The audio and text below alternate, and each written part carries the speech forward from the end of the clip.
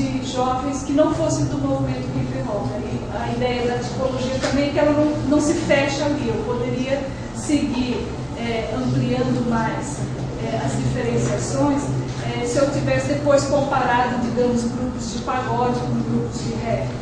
Mas aí isso no meu tempo de doutorado não me permitiu fazer. Então a gente também, às vezes, o ideal é a gente chegar a essa construção de tipologias, mas nem sempre a gente vai conseguir fechar e dizer eu consegui esgotar tudo que tinha para analisar nesses dados que eu coletei. Bom, vamos lá. Pesquisas produzidas no Brasil. Com a perspectiva da Rosa, não existe nenhuma. Nenhum site. Embora existam várias disponíveis em inglês, em vários países.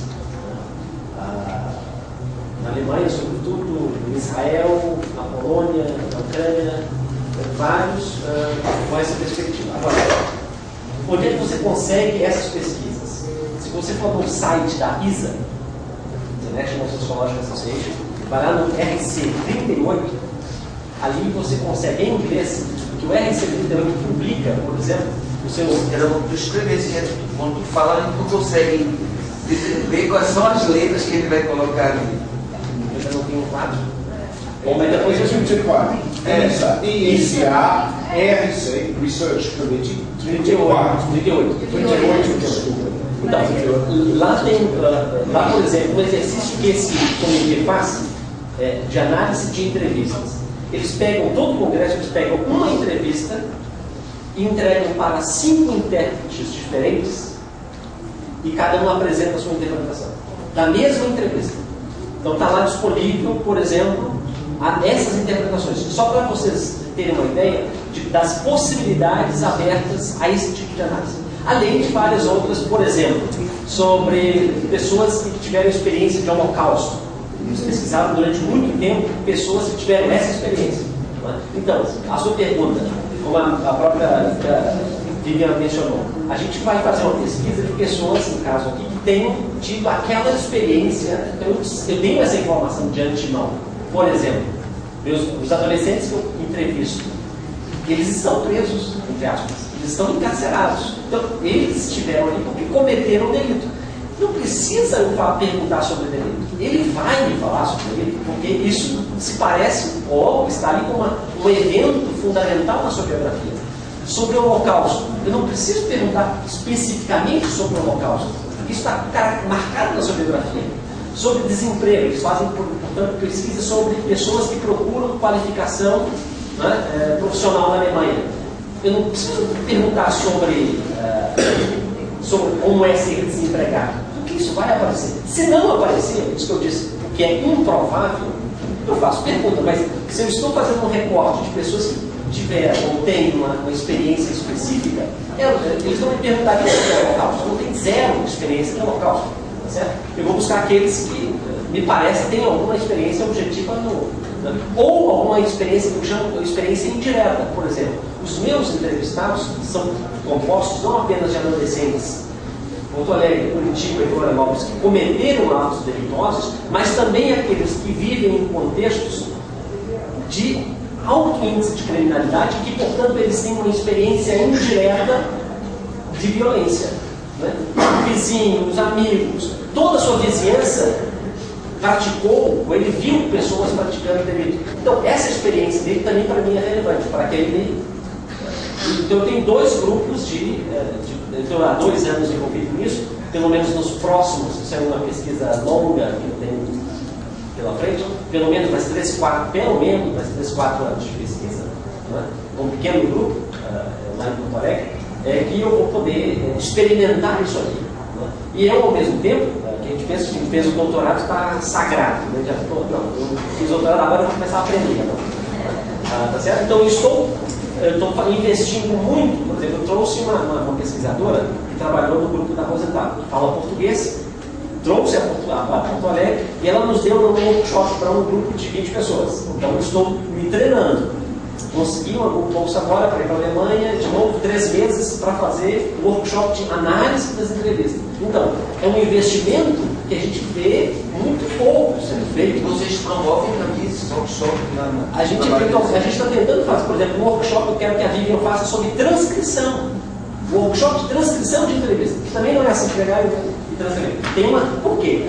Também para a análise da Rosetta é indispensável para várias outras os tons da fala, o que eu enfatizo, o que eu prolongo. Por quê? Afinal de contas, são elementos indispensáveis para a interpretação.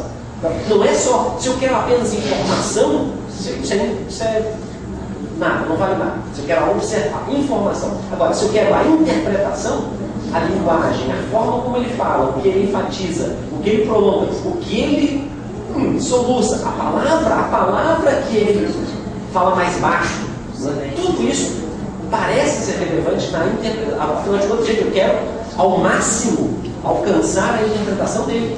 Então, é isso. Então, não é um negócio assim trivial e muito simples. Então, todos esses elementos são relevantes. Então, por exemplo, um treinamento de transcrição, isso que a Bíblia poderia dar muito bem, a gente está tentando organizar, tá certo? Então, ainda nessa perspectiva, em português nós não temos, mas temos muita coisa já em inglês. Se você procurar essa autora, depois eu posso passar o nome, ela tem no site vários textos em inglês. Vários, muitos. Pois bem, quanto o que a Bíblia disse sobre a validade, eu acho que é a mesma validade, é o que eu diria, certo? Eles são recorrentes, as falas são recorrentes, elas passam assim. Agora, a dificuldade, evidentemente, que é uma coisa você construir tipo de realidades objetivas. Outra coisa é você fazer tipo de interpretação subjetiva. Isso parece muito mais complicado e quase inacessível, né? Mas eu diria, provavelmente seja possível. Né? Eu fiquei satisfeito, eu só bateu, né? Eu estava no caminho certo, está entendendo? Aí eu fiquei. Sobre o Daniel Berton, parece que eles têm muita coisa em comum. Porque, inclusive, o Daniel Martin Kohli e o Daniel Berton foram os que publicaram simultaneamente na Alemanha e na França, né, textos sobre narrativa biográfica. Então, eles me parecem que têm muita coisa em comum. Mas eu diria, não é a mesma coisa, porque, por exemplo, a Rosenthal, ela incrementou muitas coisas que nem estavam no Schütze, nem estão no Gonzaga. Por exemplo, a ideia de campos temáticos, né, que ele foi buscar, ela foi buscar em outros autores, por exemplo, no Aaron Gurvitch. Ele trabalha com categorias de situação. O Berton. Então, pois é, eu diria, na origem eles têm coisa em comum. Né? Agora, hoje a gente diria, não saberia te dizer o que os diferencia. Tá certo? Não saberia te dizer.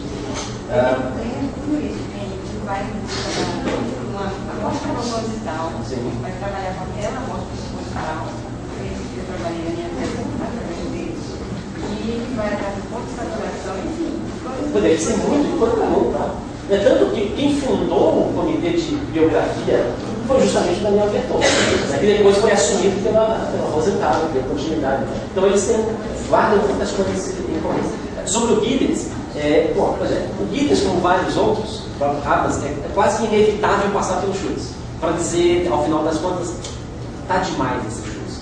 Assim, ele consegue demais, ele não está presente nele a estrutura, não está presente nele o contexto. Né? Então, na verdade, naquele livro de capinha azul do Giddens, bem curtinho sobre método, ele expõe o Schütze, mas me parece que ele o abandona. O abandona justamente porque parece são perspectivas aí incompatíveis. Aí eu diria, a crítica que eu fiz ali ao Bourdieu e também ao Bourdieu, né, me parece também ser válida para o Giddens.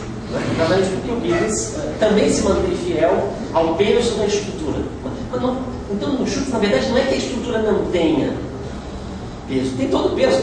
Interessa saber como é que o indivíduo, como pesa para o indivíduo. Então, não pode pesar para o sociólogo. Eu quero saber o quanto pesa para ele. Certo? Então, eu coloco em evidência a perspectiva subjetiva do contexto social. Uma vez me mandaram parecer, dizendo, o autor ali, o correspondente, que era eu, não falou nada de contexto social. Não, mas está cheio de contexto social. Apenas é o contexto social pelo sujeito. Então, é aí que eu quero capturar. O contexto existe, ele pesa, né? Ele de alguma maneira me condiciona, mas eu não sei o quanto condiciona. Então é isso que eu quero né? E condiciona de forma muito diferente. Né? Se a gente vive as pessoas que vivenciam o desemprego, que vivenciam a trajetória urbana rural, cada uma vivencia a sua maneira. Então, para que eu possa compreender melhor, portanto, eu sair um pouquinho da superfície e complementar a compreensão de uma realidade, me parece fazer todo sentido para que eu vá até aí, para que eu perceba o seguinte: qualquer contexto social ele é diversamente vivenciado, aprendido, interpretado por aqueles que vivenciam. Isso parece evidente, isso parece óbvio. Agora, para isso, o método tentar adequado e ajustado para que eu possa dar conta desse que parece óbvio. Né? Então, por isso que eu estou dizendo, o método é indispensável para que a gente possa dizer alguma coisa além do que já vem sendo dito sobre as nossas realidades empíricas.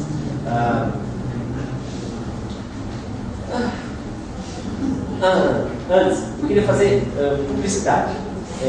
A gente agora, também para te responder, a Cívicas, a nossa revista, que é completamente gratuita na internet, a Cívicas, agora de outubro, vai publicar um dossiê sobre subjetividade e mundo da vida, com 11 textos, dos 5 mais importantes autores que trabalham em Schutz atualmente, a começar por Thomas Luckmann, então é um texto recente do Luckmann, e de vários outros do Japão, da Alemanha. O Japão hoje é um dos estudos mais avançados do Schutz, né? Do Japão, dos Estados Unidos e da Alemanha, e uma novíssima geração. Ali não tem só arqueólogos, tá? Tem o pessoal da geração mais antiga e gente que está fazendo, terminou o doutorado agora, então tem uma novíssima geração também, gente da Argentina, né? Da Alemanha, do Brasil, né? Que tem produzido. Então tudo isso, 11 e poucos artigos vão estar nas Cívicas a partir de outubro disponível. Nós faremos, né? Mas é disponível para download, eu achei que tem que... Não tem que pagar nada, é tudo de graça. Você mesmo comprar, não? Não precisa comprar nada. Está no Cielo. Está no Cielo, não está nessa portal da CAPES. E está no Google, você vai Cívicas, porque esse é o primeiro que aparece. Tá certo? Em todas as edições, e o de outubro é sobre isso. Com a Vivian e a Bettina Filter, que ela foi assistente da Rosa, nós vamos fazer um dossiê sobre narrativa, especificamente narrativa. Então nós temos assim, essa militância de difundir, é uma militância mesmo. Se a gente não faz, como é que a gente vai disponibilizar para os alunos? E em português, muitos desses autores que a gente está publicando, a gente traduziu, inclusive do inglês. Claro, do alemão também, mas também do inglês, para que alunos de graduação já possam ter acesso a isso. Tá certo? Que mais? Qual é a outra publicidade? Tem uma outra revista muito importante que quem trabalha com sociologia fenomenológica publica, que é a Human Studies, que está no portal da CAPES, Human Studies. Né? Artigos muito bons, tem 30 anos a revista, tá? E é publicada por uma sociedade, uma pequena sociedade que é a SBHSA, que é a Society for Phenomenology and Human Studies, onde é uma conferência também, essa organização publica a revista Human Studies e organiza uma conferência anual nos Estados Unidos, né, sobre sociologia em torno, não só do Schutz, em torno do Schutz, mas em outros fenomenólogos. Né?